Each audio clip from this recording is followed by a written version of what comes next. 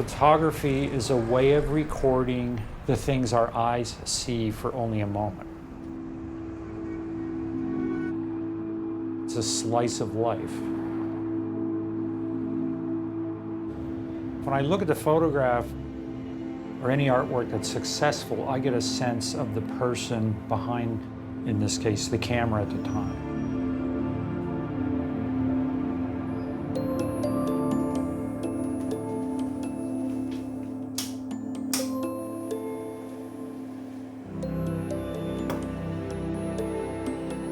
Rochester's going to have that resonance forever of George Eastman and Kodak.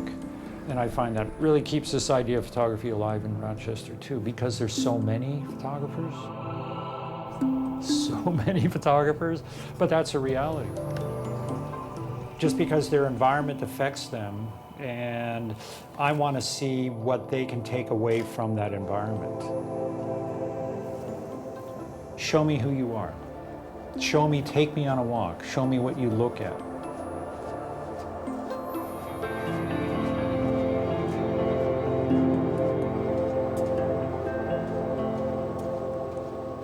The interesting thing about my job is it's either crazy or quiet.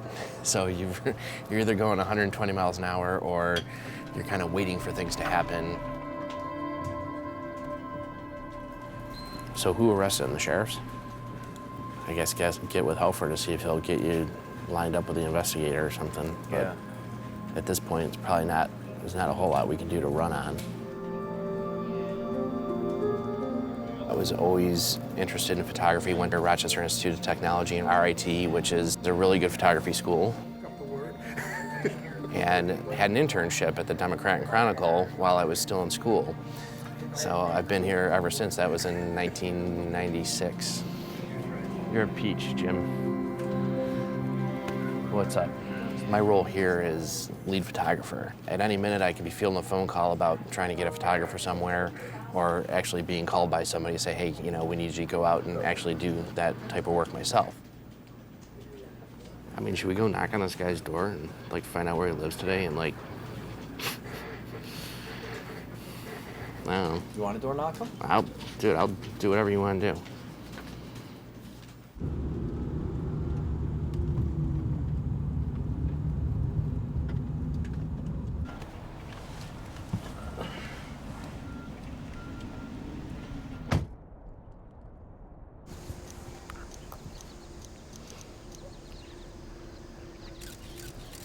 The great part of this job is that you get to see a lot of your community as a photojournalist and a reporter. You meet different people every day, and you get to have a better understanding of the place you live in.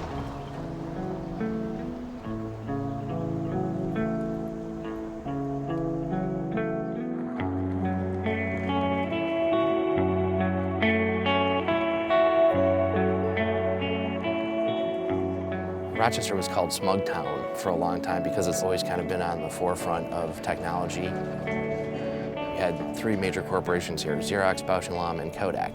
I mean, all of these companies were somehow involved with imaging. Rochester was the image capital of the world. People whose families, you know, worked at Kodak, whether they were packing film boxes or were chemists, who gave their kids and their families an appreciation for photography. I mean, this town loves photography. It loves images. It embraces that. George Eastman's kind of idea was to make photography as easy as using a pencil. Well, that's happened. I'm not sure Kodak was poised to be able to really understand the enormity of the revolution that was going to take place with film and digital technology. You know, the company went through a bankruptcy. They've since come through out on the other side, but it's a shell of its former self, obviously.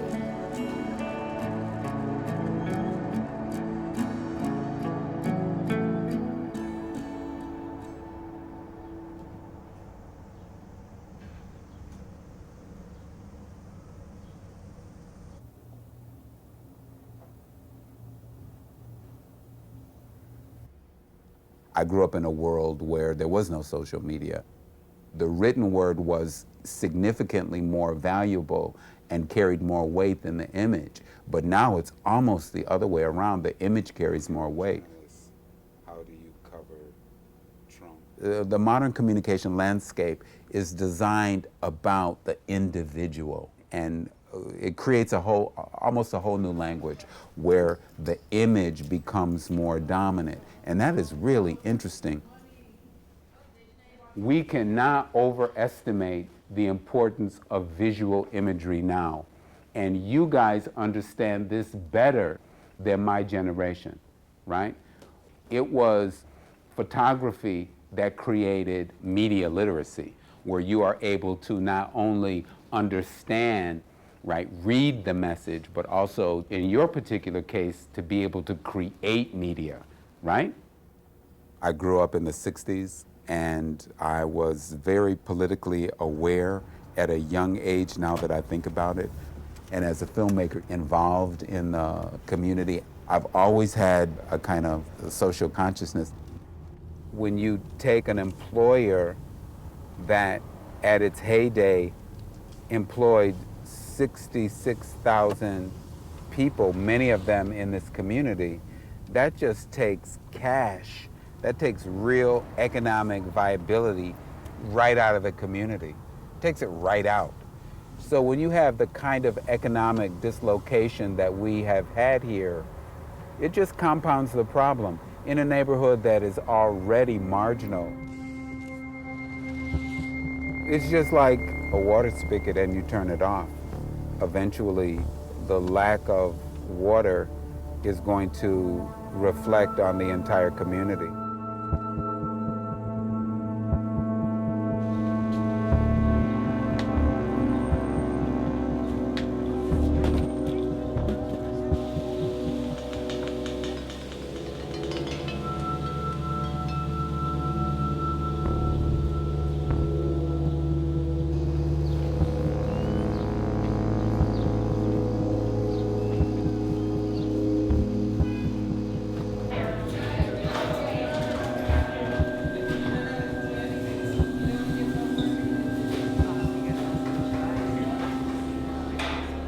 Well, I had always loved photography growing up. Was like the family photographer and I always carried a camera with me. For a long time I was shooting portraits and some weddings. And through a series of unfortunate choices by myself, I put my camera down for a while and didn't photograph many things. And when I did pick it back up, I was in the thick of some life situations that had me focusing more my camera on, I guess, the things that people don't think about, you know. I do want to raise an awareness. I want someone to look at whoever my subject is as I get to know them and gain their trust, and then I can get those photos. I want them to look at the photos. One, I want them to see them the way I do, kind of like a friend. You know, this is someone, you can really look at the photo and think, wow, I could be this person's friend. This person could be my brother or sister. This person could be me.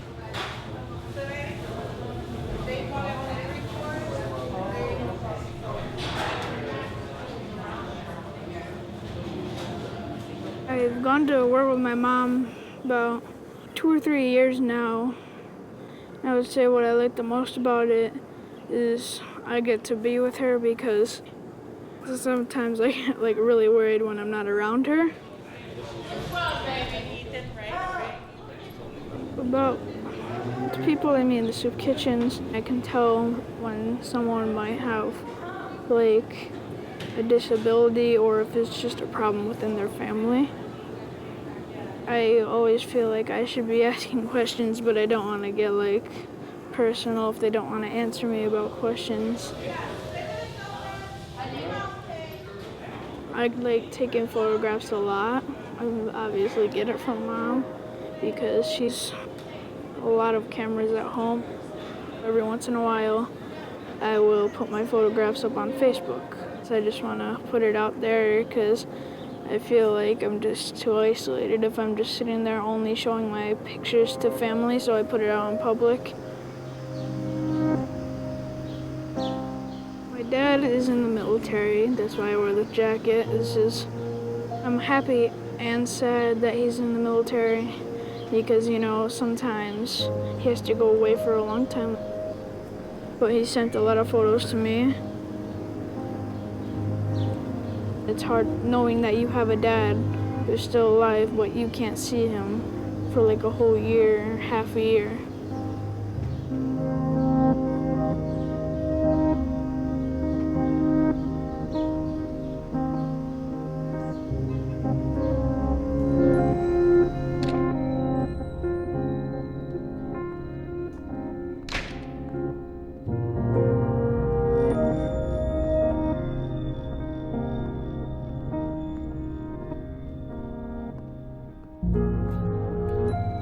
There's two things you can really figure out in terms of your career. First is to figure out what you enjoy doing the most. Second, figure out who's going to pay you to do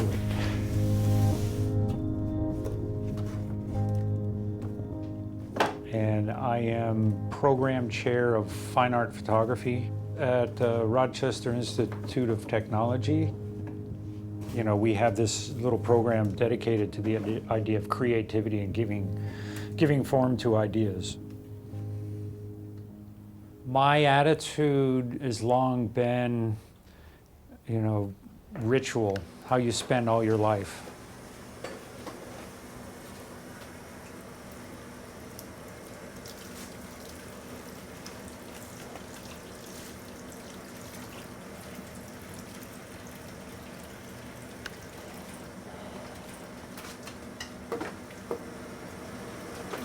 I think that when I'm lying on my deathbed and my whole life flashes before my eyes, for me it's not as important as how many shows I had, how many collections I'm in, how many books I published, although I like that.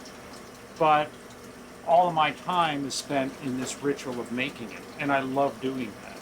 You know, yes, I'm interested in the outcome, and yes, I'm interested in publishing and showing work and doing all that. I'm interested in all that. But the ritual is what I spend so much time at. And I have students that don't like that ritual. And I say, well, then what are you doing? That's how you're going to spend all your life. You know, 98% of what I produce gets thrown away. But it's that 2% that's, you know, the spirit of the whole thing.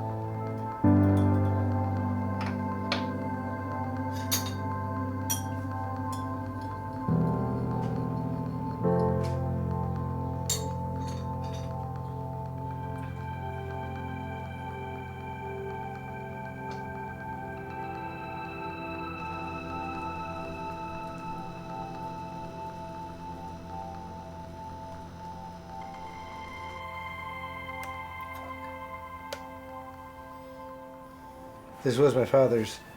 He died and I inherited them. But he didn't shoot anything with what we're shooting today. He liked landscapes and pictures of the leaves changing in the fall, stuff like that. Nature and all-natural are a little different. I'm going to start shooting digitally today first with a 10mm lens, which is good for girly photography because it makes boobs look bigger and legs look longer.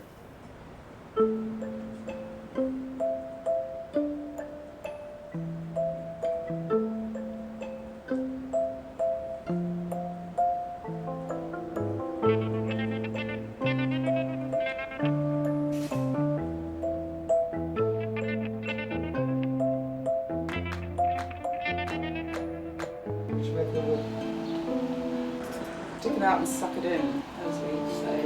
Give us a little teasing with your thumb. We're married 9 years so far. And they said it wouldn't last.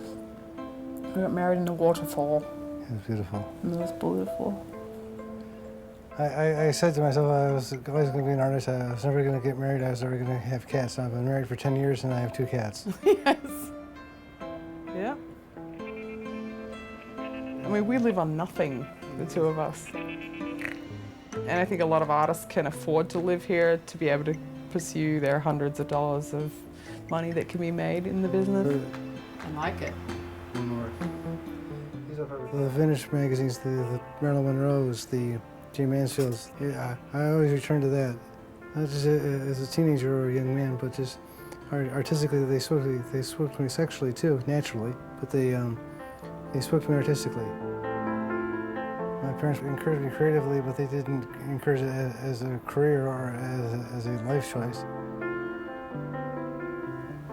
See, I mean, black is just, it Black is is your color. just me. It is you. I'm like the girl version of Johnny Cash. My first foray into girly magazines was a friend of mine and I were walking in the woods, and we found hidden in a hollow log 2 copies of Hustler, mid-70s, like 74, 75, when nothing was shaved. I had never seen a vagina before, and I mean, I was all about, you know, tits and ass, which made perfect sense, but I looked at this thing and I went, oh my God. Thanks to Larry Flint. Yeah. But why were they in the woods in Hustler? Like, I mean, why were they in the woods? Some other kid had probably hidden him, stolen from his dad or something. How do my boobs look? Fantastic. Boobs were so lofty and far away. Just to see them in real life was a dream that I was trying to attain at that point. Because I wasn't a bad kid. I wasn't a thief. I was a violent person. I was just horny.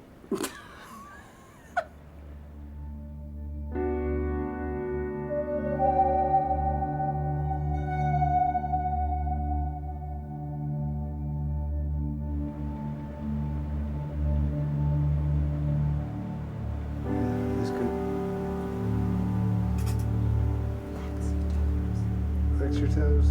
Arch your back a little bit.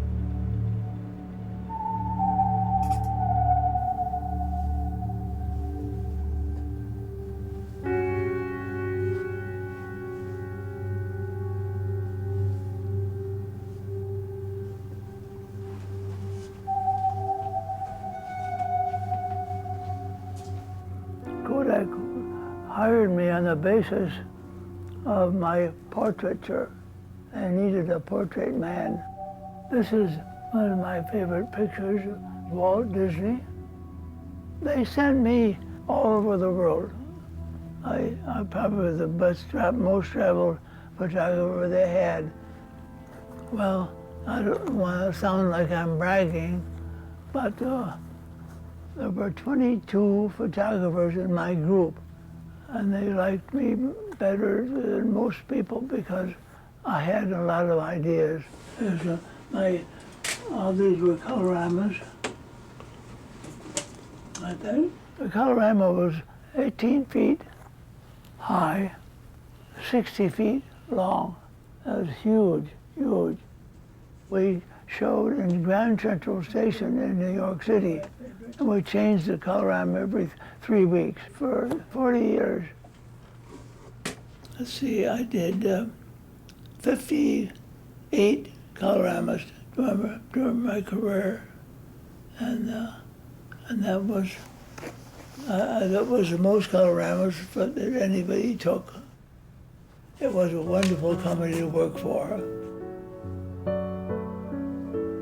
I was always deemed the lucky one. Oh, Neil gets to photograph the beautiful girls. Well, that's the way the ball bounces. Used to have them standing up around my desk at Kodak. But I don't sit here and look at them for hours on end. But I know they're there. They're my friends. I have a lot of memories.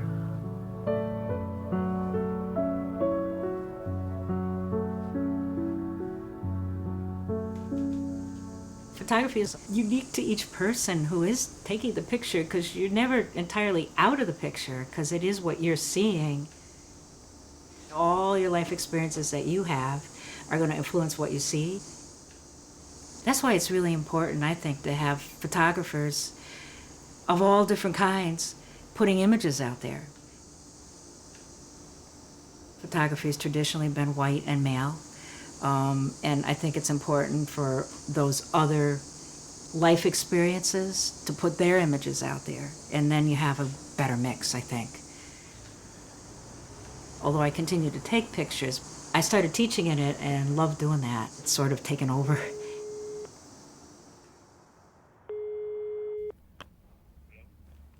Hello, yes, you had called about registering for a DSLR class at Genesee Center Photography? Yeah, so did you want to register? Tuesdays with Mike. Okay, bye-bye. We started a youth program. We tried to focus on the city and inner city kids because the opportunities in their school to do anything like that is pretty limited. How are you liking RIT program-wise? Good, Yeah. good. They're fantastic. I mean, there's so many talented people there. Yeah. And then just the professors. Including you. Thank you. The professors are amazing. If they're outside. One of the students in our program, Jade, he ended up getting a 4-year scholarship to RIT to do photography. I have all of it. A lot of our students, their economic means aren't that much, or they're modest, and there are not many African Americans at RIT at all in any program. Oh, it just makes me happy. I mean, it just reminds me, whatever the creative realm is for somebody, that it's not an extra. It shouldn't be an extra in people's lives. Anybody needs that. Anybody and everybody.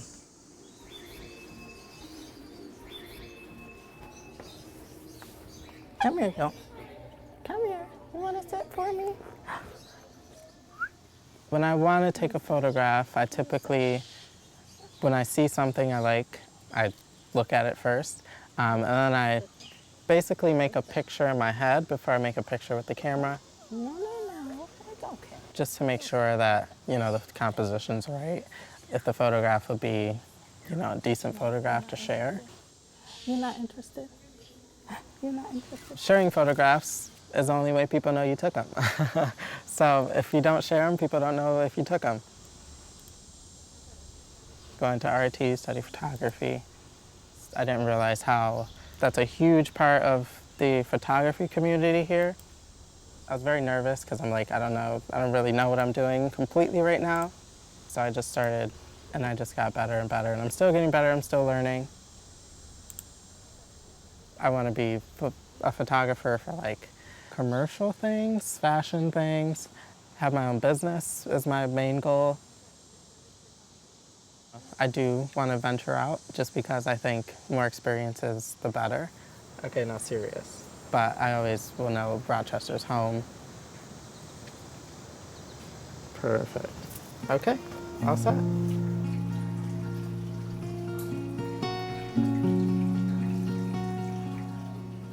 Well, when I first moved to Rochester as an undergraduate at RIT, Kodak was still making a ton of money. What was interesting back then in those days was Kodak had a bonus check that would come out every spring, and this would be thousands of dollars. And there were a ton of businesses up on, near Kodak, up on Lake Avenue, that car dealerships, furniture stores, restaurants that really survived based on, the Kodak money that was brought into this town. And all those jobs are gone, unfortunately.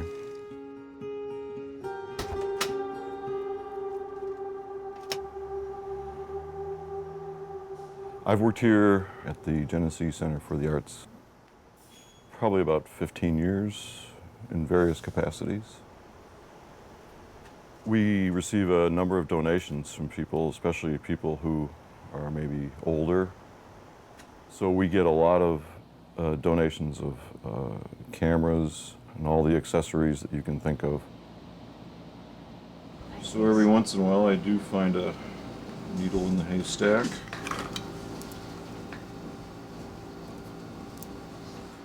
There have been a few times when I've had cameras donated, and people don't realize that there may be half of a roll of film still in that camera. So I'll find that roll of film and I'll call them back and say, you know, I found Father's roll of film in this camera. And sometimes they may show up, sometimes they may not.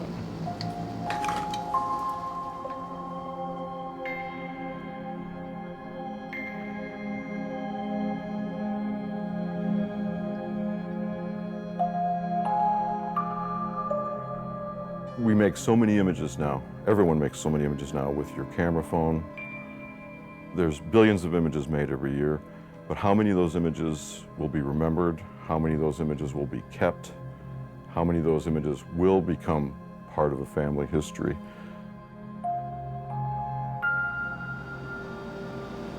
And it's sad when someone just sort of casts these off and they were family memories and they were important enough for someone to make the picture at a certain point, but you know, now they're here. I try and find a good home for everything that I can, but some things, you know, I just have to let it go, or else this office would be packed with other people's memories.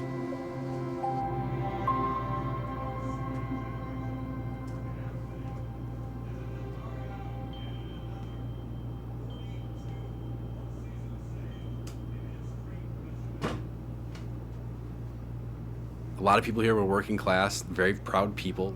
My dad is one of the prime examples of that. You know, he worked 50, 60 hours a week sometimes, and he helped support a family on that. Sometimes it wasn't the most glorious job, and it left some time out for family time, but he was a hard worker, and there was a lot of hardworking people from here.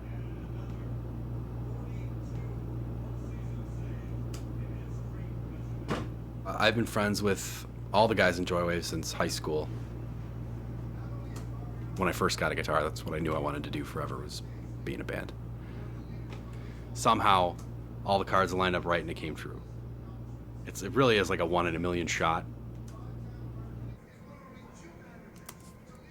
My dad and his entire generation working as hard as they did certainly helped pave the way for kids in my generation to have the opportunity to do what they wanted to do.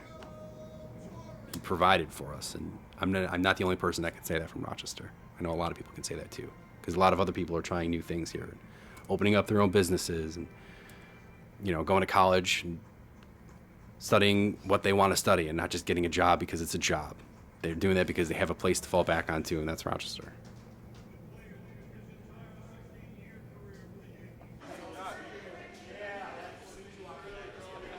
You always need like a backup plan. I'm definitely not banking on the fact that this is going to be around for 50 years. If you are, you're living in the dark ages. It's not sex, drugs, and rock and roll anymore. It's a damn profession now. It's a lot of hard work, and a lot of the video stuff that I do for the band is so that we don't have to outsource somebody and bring somebody else in. I think I've gotten to the point where I can get us by week to week with stuff on Instagram or Twitter or even like the tour diaries that we do. So, I mean, in turn, doing that, it has landed me some sort of like backup and having that for the future.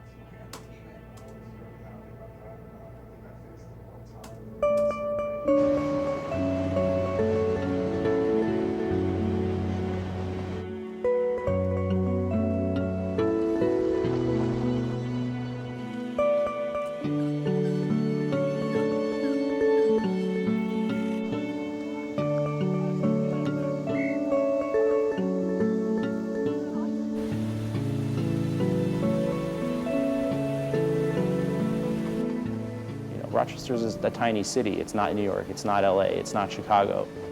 Here it is, hidden is this sort of, the crown jewel of photography in every sense of the word. You can have everything that you need right here at your fingertips. And it's interesting because it's tucked away into this little, middle of nowhere, upstate New York. It's easy to survive up here.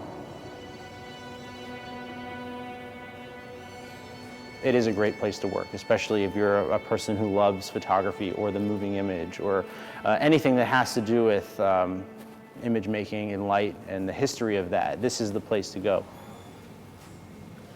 Everything you want to learn or know about photography is right here.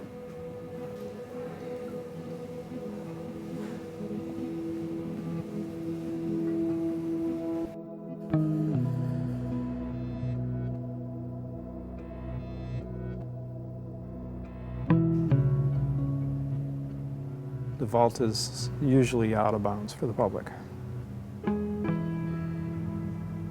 This is kind of a big warehouse, if you will. It's a climate control warehouse. This is where we keep things that end up revolving through our galleries right here. We're the oldest purely photographic museum in the world, and we store not only the images, but also the objects that made it and were associated with and connected to George Eastman's house. We are sort of the keepers of the idea, if you would, keepers of the vision. We can kind of walk through here and say, whatever you'd like to see, we can pretty much say, this is the first one that did that, and that's how we collect.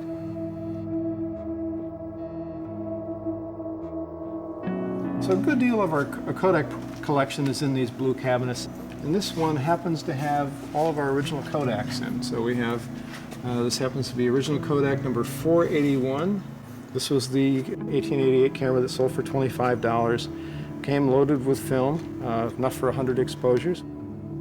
So you lift up on the string that cocks the shutter, and that takes the picture. Again, 1888, and that still works.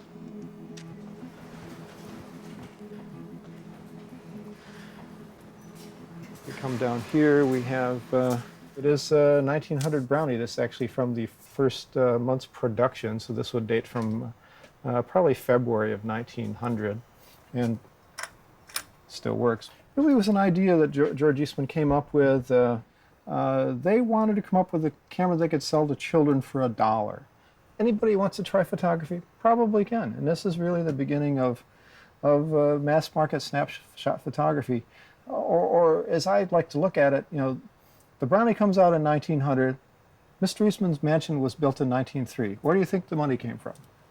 There it is, right there, the Brownie. Next to it is Eastman View 2D view. When I was a kid, one of my favorite toys, if you was my mother's box camera. I wasn't allowed to play with it. I suspect if they would have let me play with it, I would have developed other interests. Magic lantern projector. But I just thought it was the neatest thing there was out there. Bernie Boston, this is his Hasselblad, probably used to make the image flower power. It's some students protesting the Vietnam War. One of them was actually putting a daisy into the gun barrel of the National Guard rifle. I never really thought about earning a living at this stuff.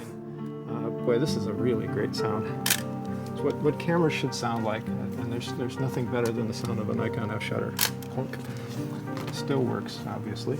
Ended up working in a camera store. I worked in another museum that had a photo collection, and that's sort of how I ended up here. But it's something that I've always done, always been interested in. So again, first amateur camera to have a built-in flash. I mean, I do like the mechanical things of it. If you go back to the cameras are all full of mechanical parts, I always thought that was just amazing, all the fun things that were inside there. But that's kind of how it happened.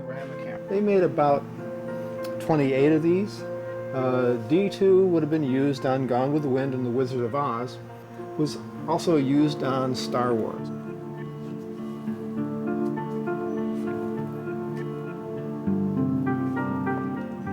I've been involved in what went wrong, if you would, from a historical standpoint. You're looking at a company that had a huge run, maybe the most successful run of any company. Basically making the same product for a 100-year period. It's not as cut and dried as most people think. I mean, most people think the Eastman Kodak Company was a sweep at the switch, fat, dumb, and happy, if you would, and that really isn't the case. And in some ways, if you look at Rochester, you'd figure that the city would look like Flint, Michigan. Well, that didn't happen.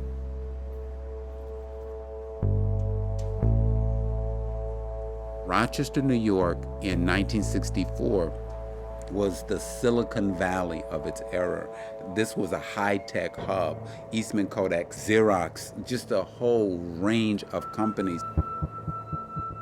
There were more millionaires per capita in Monroe County than any other place in the country at that time. So it was just an extraordinary time. So people were coming here because there was opportunity in the city of Rochester. But the people who were coming here were not prepared in many ways to take advantage of that opportunity. There was a 300% increase in the black population between 1950 and 1960, and they were all wedged into two neighborhoods. That creates problems. Housing becomes an issue, education, employment. All of that influx of people come into this town, and the regular people, the city fathers, the salubrious Rochester is just ignoring that. There was not a willingness to welcome the people who are coming who happen to have black skin. You apply on top of that an aggressive police tactic. It just creates a tinderbox, and one day all of that hostility and that perceived injustice spills out into the streets, and it is rage.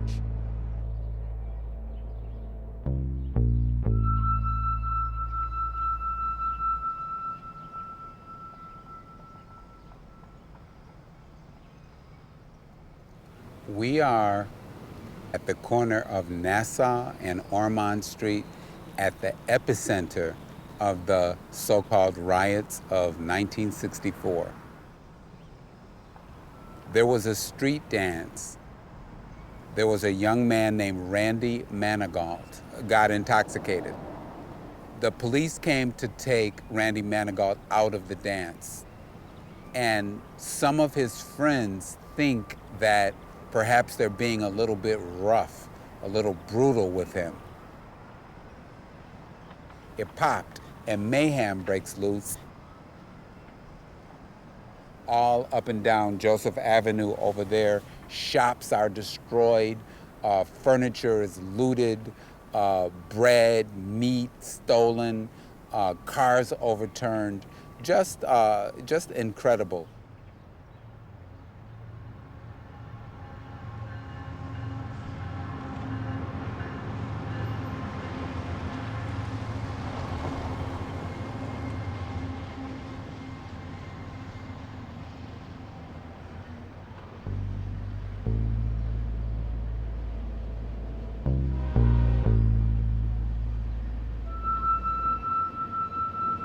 The first night you could say, okay, this is terrible, you know, it's a riot, people got out of control.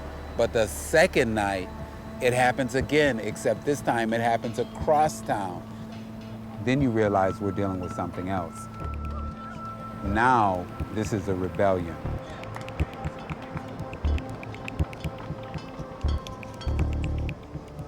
Extensive and profound repression of every single idea that people had, every need that people had.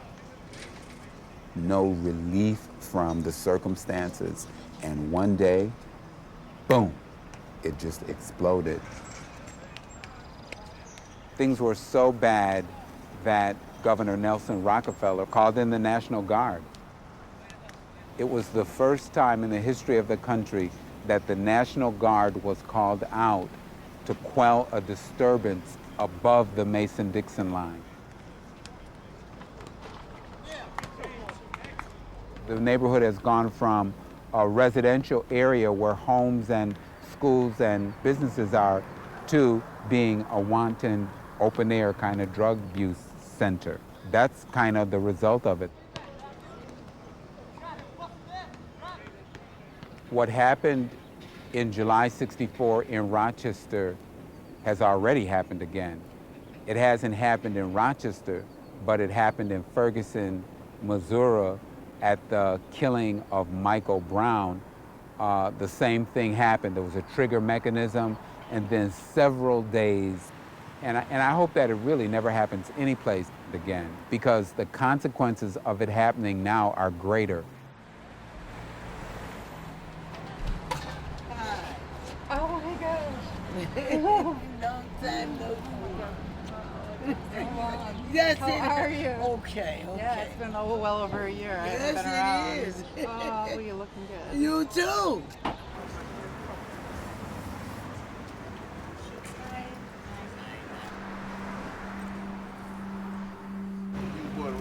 Not like that. I'm old. Thank you. You can get right back like that.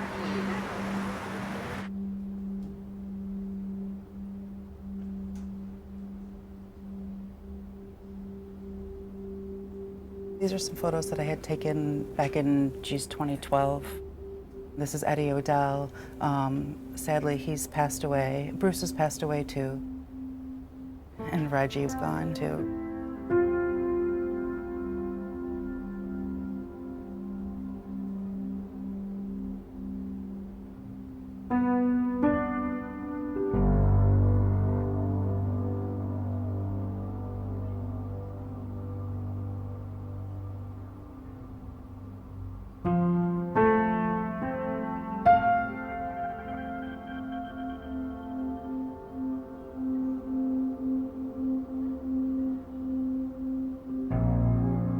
People that come to the House of Mercy, they have no place to go. These are people that cannot go to conventional homeless shelters.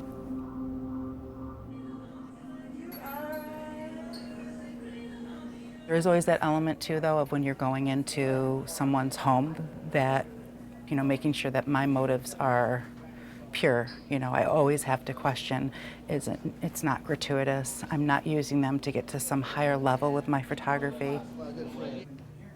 I've fought that battle many times.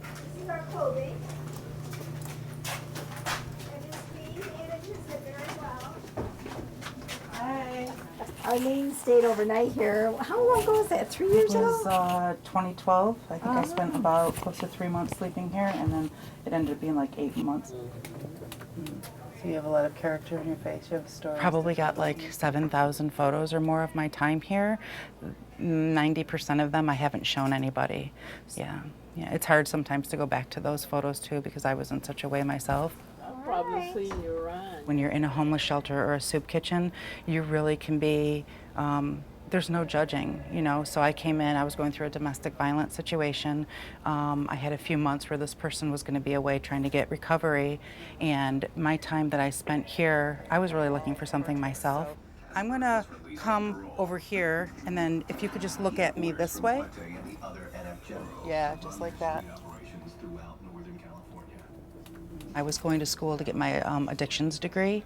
I was going to be my ex's personal therapist and fix him, and it does not work that way. So at that time, I was trying to save someone. So I wanted to stay in a place where other people needed recovery, figuring out I could save them all, where really I was saving myself.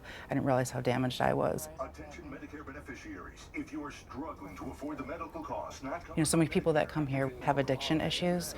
For me, I was addicted to a person. And what I realized, when you're in the middle of it, you're just as sick as the person that you're trying to fix. You just don't even know who you are. I sometimes sit here and think, I can't believe I'm standing here right now, because I thought I would either be dead, that person would be dead. There were times I thought, well, if I admit myself to a psych ward, I'll be protected. I can just stay there for a few months. Coming here, that was kind of, in a way, what this was for me. Like an open air, or free place to be with other people who were broken too, who were trying to figure out stuff or not. Oh, that's beautiful, boy. Being accepted by the people, you know, to allow you to photograph them, and that was really important to me.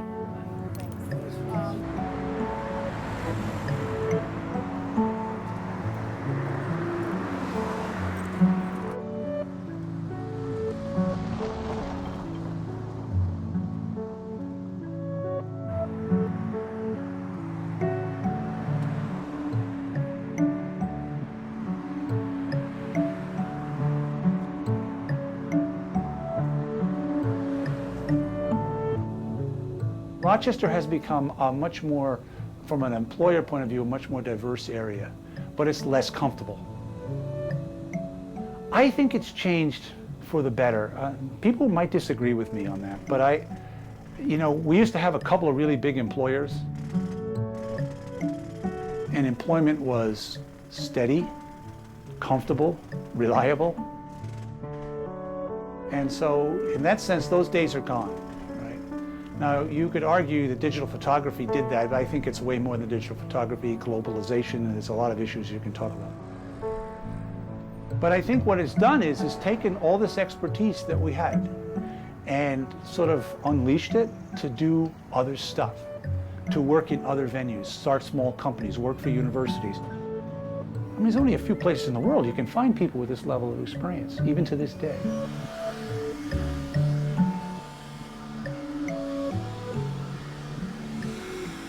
Originally, I'm from Brooklyn, New York City. And I only left New York City when I was 18 after a master's degree in electrical engineering. I moved to Rochester to work for the Eastman Kodak Company.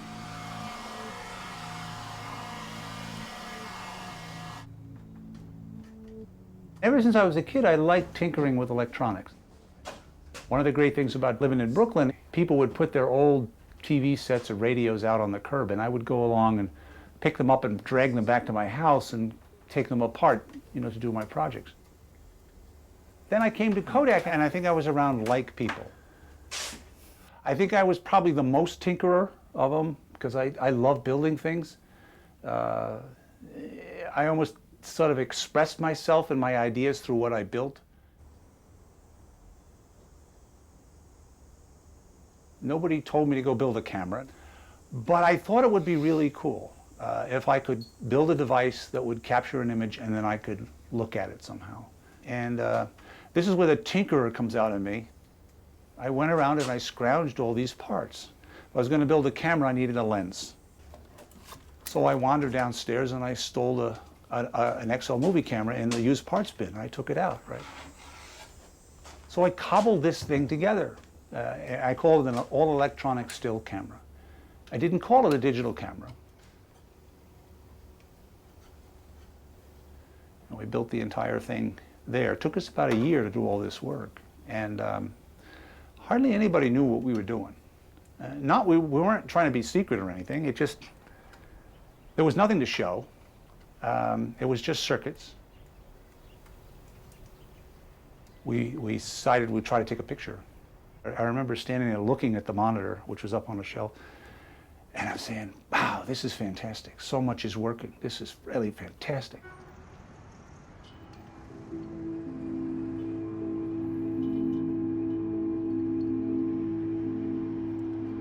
Eastman Kodak Company was a very big and powerful company.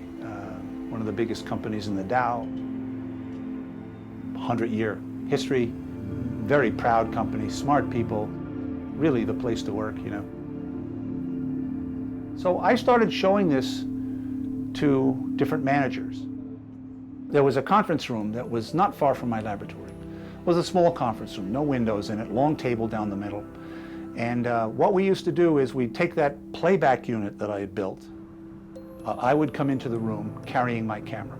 And I would just, without saying anything, I'd frame up the person who was sitting on the front, and I'd take a head and shoulder shot. Then I would put the camera right down in the middle of the table, because people were interested in looking at it. Pop the tape out, put it in the playback unit. About 30 seconds later, up would pop the image. So it was a really cool demonstration. I was a techie. I spent this last year building this, so I thought everybody would be fascinated by how I did what I did. But nobody asked me how. They asked me why. What problem was I trying to solve? I didn't have an answer. I said, I don't know, I just thought this would be an interesting idea. Now, you gotta understand, interesting for me was not interesting for them. You gotta imagine, this is 1976. I did many of these presentations. And I was taking pictures without using photographic film, and I was displaying them without using photographic paper in a conference room at Eastman Kodak Company in 1976. Now, this is not a way to get popular, okay? Because our entire business model was based on the sale of these consumables, and I was offering, I'm a 25-year-old kid, offering this opportunity to abandon all of that, right? To get worse pictures, right? So you can understand how there was a lot of reluctance on this. So I was told never to speak about it. And that kind of made sense. I mean, you could see the publicity could be all out of control on something like that. So I never did. I never spoke about it. But after 2001, people became interested in this story.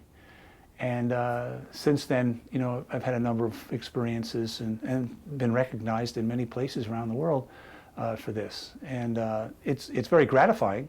And I always used to laugh. I used to tell people that my 15 minutes of fame are going to be up any minute now, you know.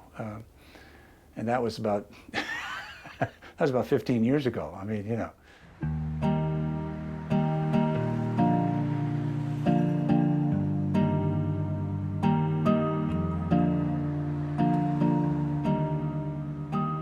if we'd be coming home from like family vacations or some kind of long road trip, I would always know when we were close to home because you could see these things kind of sort of in the distance, whether it's day or night.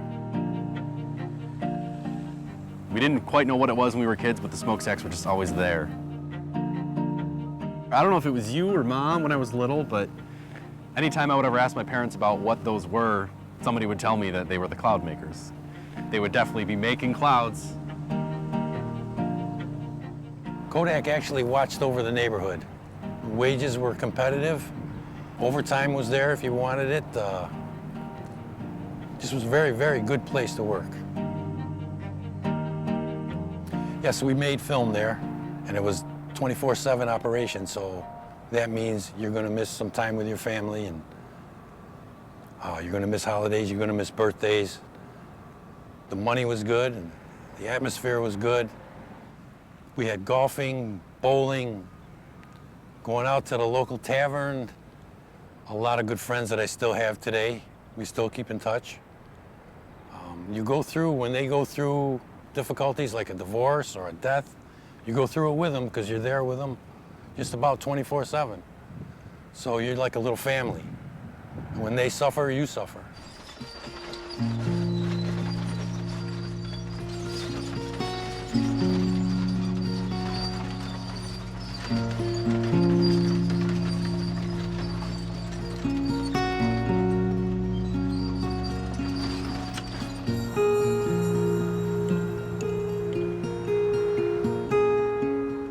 Mood changed inside there. Everybody was nervous.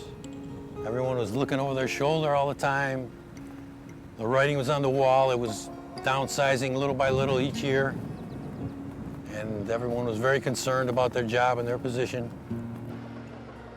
When the building that I worked in came down, it was very sad. There was anger, there was sadness. I can't imagine that feeling to see where you spend your whole life just be, not even just come down, but just demolished, like imploded. Dynamite, just gone. Like you got punched in the gut. I was sad, I had tears. My son had tears. All the people there cried, hugged each other. It was just so sad to see it go.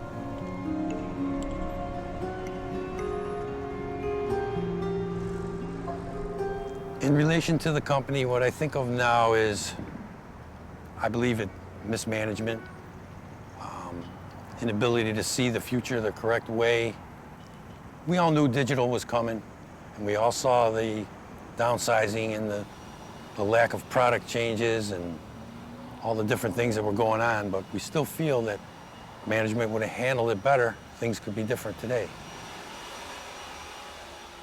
When you don't have that particular type of paycheck anymore, and they have to find jobs, sweeping the floor or something like that, it's difficult for them. So families definitely suffered.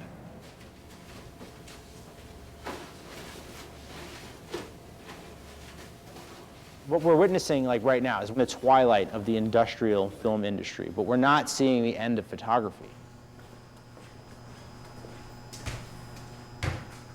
What we're seeing is the end, sort of buildings falling down and, companies going away, but that doesn't mean photography stops. This is the best time right now to be a photographer, because if you really think about it, you have 150 years of technology that you can pick and choose from. You could take one of the earliest printing processes and you can pair it with the most modern, cutting-edge digital technology. I think you have more people becoming interested in photography and wanting to learn. They say, hey, I missed that whole part of it. Let me try to shoot film now. Let me go back and do that stuff. And I think people are hyped. And there's this whole maker movement that's happening. And you're seeing it in other subcultures. You see it in woodworking. You see it in craft brewing. You see it in people pressing their own vinyl, making their own T-shirts. So it's happening everywhere. And photography is just one of the many that are sort of benefiting from it.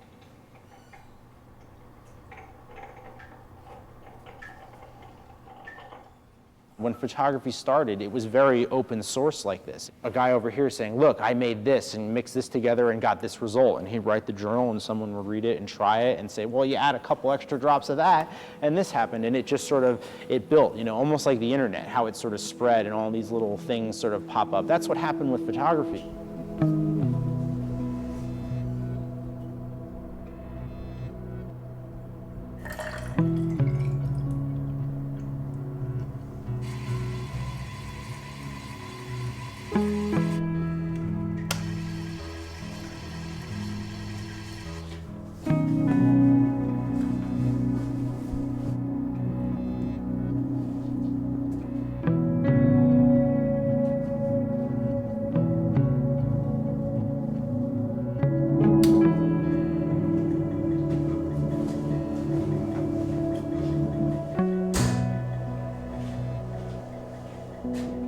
I love digital and I love the technology that's there, but there's something about sort of, you know, touching it and doing it by hand. I'm making my own plate, and then I'm making my own paper, and like now I've created this thing completely from scratch. And it's part of the reason I got into it. You don't want to have to rely on Canon or Kodak or Nikon or Fuji. More and more in our sort of modern society, everything is about convenience. Just because you buy the camera, just because you buy the paintbrush doesn't mean you're a painter. It's the process. It's being sort of immersed in what you're doing and like putting your sort of heart and soul into something. That's what's really important. At least for me, I get to do what I love every day, and that's priceless. So you can't put a price tag on, you know, enjoying your job every single day.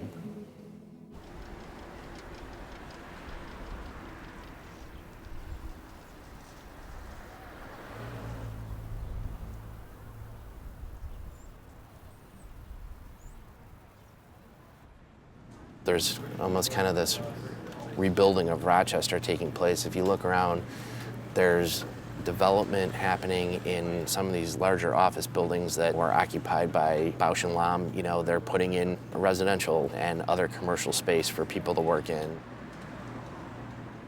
The largest warehouse that Kodak had is now being used to process and package beads. You know, Rochester can adapt, Rochester can change. Look at our stories, look at our pictures, look at our videos, and look at the revitalization down here. It's good to be part of maybe changing the conversation.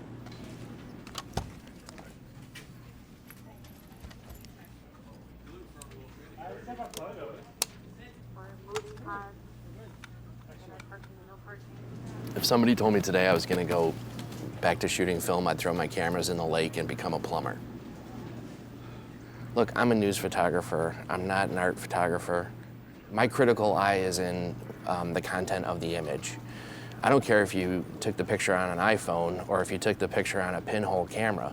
It's the subject matter that holds the photo together and is what's going to resonate with readers. So the camera is just a tool. We do this 365 days a year. I don't have the luxury of going and editing images for hours and making sure that everything is like just so perfect. You know, what needs to be perfect is the subject matter.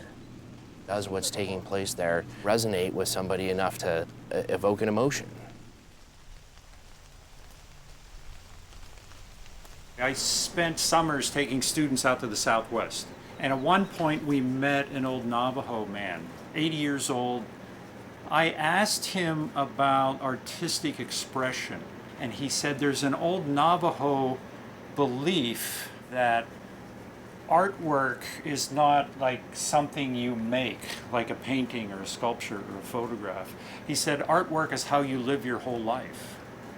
So that every movement is an act of art. It's a dance.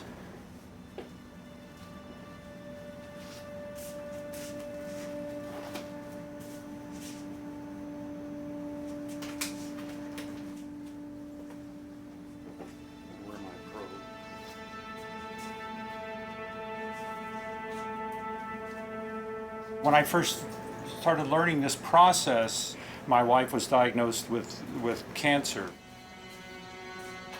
After the first chemo, you're infused with Taxol, carboplatin, all these other chemicals that are dangerous and harmful to pets.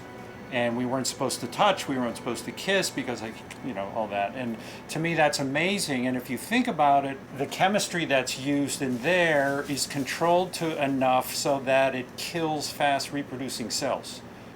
So that's a fine balance. At the same time, I was trying to learn this process that's a fine balance of something reacting to light and then controlling that to a very critical degree.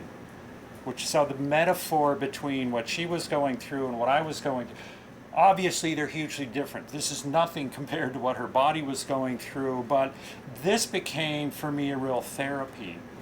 And when she was going through it, I said, what do you think about sitting for portraits? And she said, well, I have nothing else to do.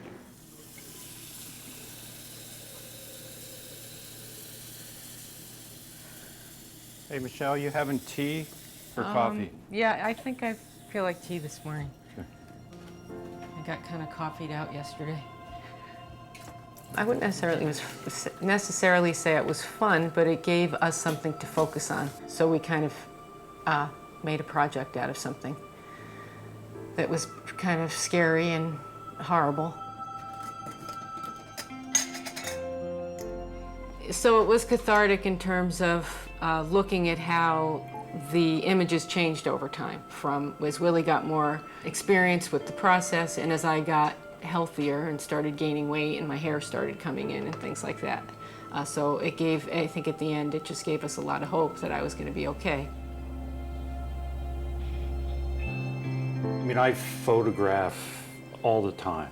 I'm always just documenting aspects of my life because that's what photography does, is it helps me appreciate, take the ordinary and see it in more of an extraordinary perspective. When this happened, it's the first time in my career that I didn't want to document any of it. I just was so overwhelmed I couldn't do anything with it. And then after we had a favorable prognosis, then I started to, photograph. I haven't looked at the photographs for a while, but I have to say when I haven't looked at them and then I look at them, it's kind of shocking. And maybe it makes me it's a little scary, like, oh my God, I really went through that.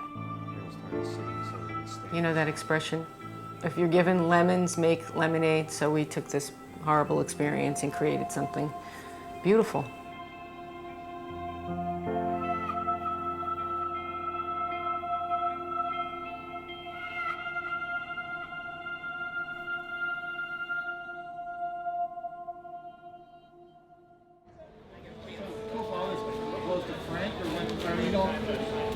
He has a book? Yeah. Okay.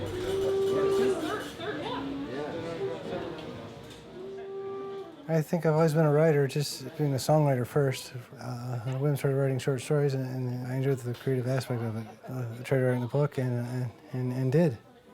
Frankie Valentine is a character I created because I wasn't eligible enough to write a PI novel. I didn't know enough about police procedure to write about it, but I did know about taking pictures of girls. Put Frankie Valentine, who's a photographer, forensic photographer by day, pinup photographer by night, and he gets framed for murder. It's so good to see all of you here, and thank you very much for coming. It's his third time releasing his books here at the store, and both Frank and I are truly appreciative of all of you, so thank you very much. Anyway, without further ado, I'd like to introduce my love of my life, Frank DeBlaise. Parkinson's is very slow moving. It wasn't taken away from me instantly. It was a slow decline. Isn't she a babe? I have a pretty good attitude. I mean, I've got Parkinson's, but at least I'm not going bald, But also your creativity, I was telling you before. Keeps my brain sharp. Keeps the brain going, and it's I talk like less a degenerative because of that, I think. We think. Yeah, well, with the band, it keeps my speech going because I stutter like an idiot here, like Porky Pig sometimes. But when I have the band playing with me, I'm right on. Mm-hmm. Go figure. My heart would pound, short of breath. Really such a waste. All this lusty-bussy beauty that I could never taste. Titles were in abundance for every hang-up, quirk, and kink. Ass man, leg man, boob man, whatever you would think. Hustler, penthouse, playboy, lecture, jugs, and swank, made by Jingle Jangle, deposited in my memory bank. So the thing is, with the writing and with everything else, I'm an outsider. I think the writers look at me as a musician and a photographer. The photographers look at me as a writer and a musician. The musicians look at me as a writer and a photographer. I don't try to be an outsider, but I revel in it. Cyberspace. But I'll finally remember those golden days and those gals without a doubt. You could always count on them to deliver when the real ones wouldn't put out.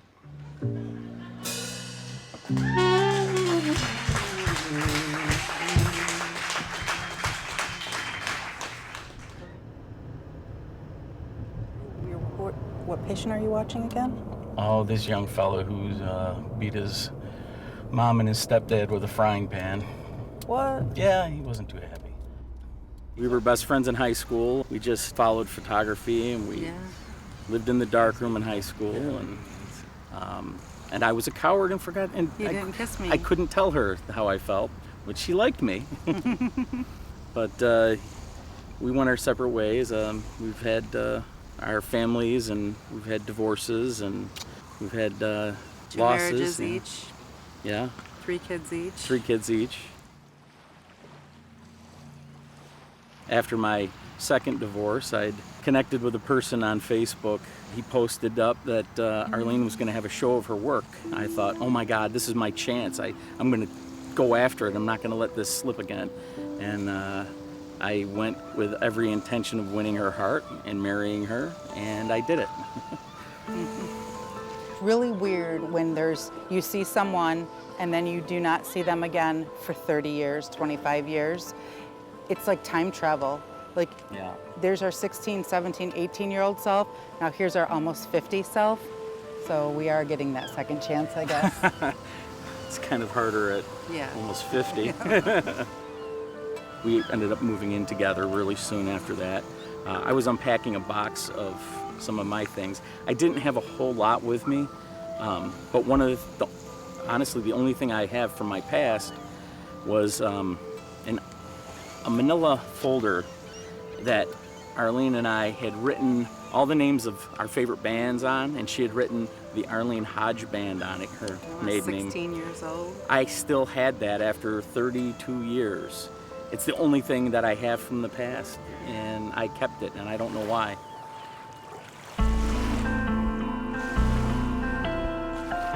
These pictures, 100 years later, still have power. The power is in the people who are standing there, looking over back at us through time, saying, you know, this is how we did it. You never become numb to it. I've been looking at this book, Without Sanctuary, Lynching Photography in America, for 11 years. And you have the same sense of disbelief, really, outrage at a certain level that this could happen. And you gain no comfort in thinking that it's something that happened in the past when you see today that very similar things are still happening. And it can be very depressing. A picture of Laura Nelson in 1911, of which Laura Nelson is hung from the bridge in Okama, Oklahoma. It's a very disturbing image. It's a completely disturbing image. So these images are evidence of the profound divisions in this country that were set in motion since the very beginning. I knew that I had to make a film about this. You have to believe that even if it's not for you, that someone will benefit beyond you. The older you get, the more you realize that the work you're doing now may not be seen, it may not be appreciated, it may not be done, but the work that you do, hopefully and sincerely, will benefit people at another point in time.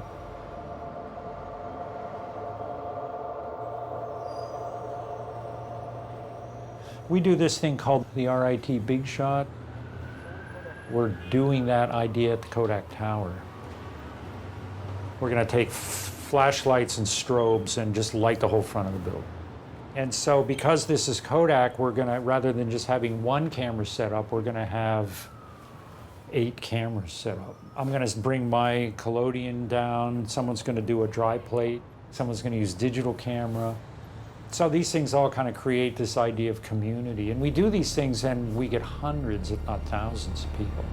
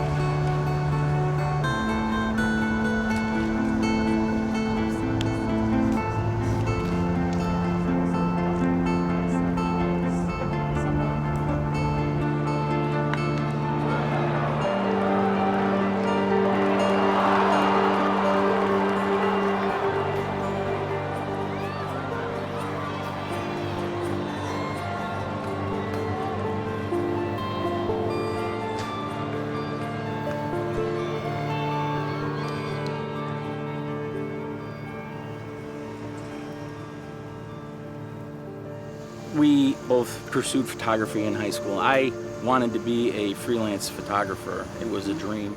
Hey there. Hey, how you doing tonight? And I had a teacher that looked at me and said, "Forget it, kid. That's not for you." And I believed him, so I walked away from it. And eventually led me to law enforcement, and I did that because it paid the bills. And I kind of stepped away from photography altogether. And then to see Arlene's work and then to have her back in my life, it ignited that passion to do that again. Photography is the glue that really binds us together.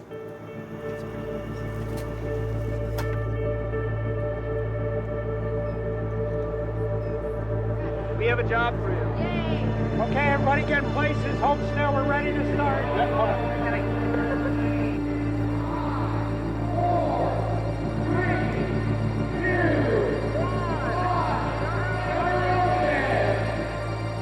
Photography takes the three-dimensional world and compresses it and flattens it out into 2 dimensions.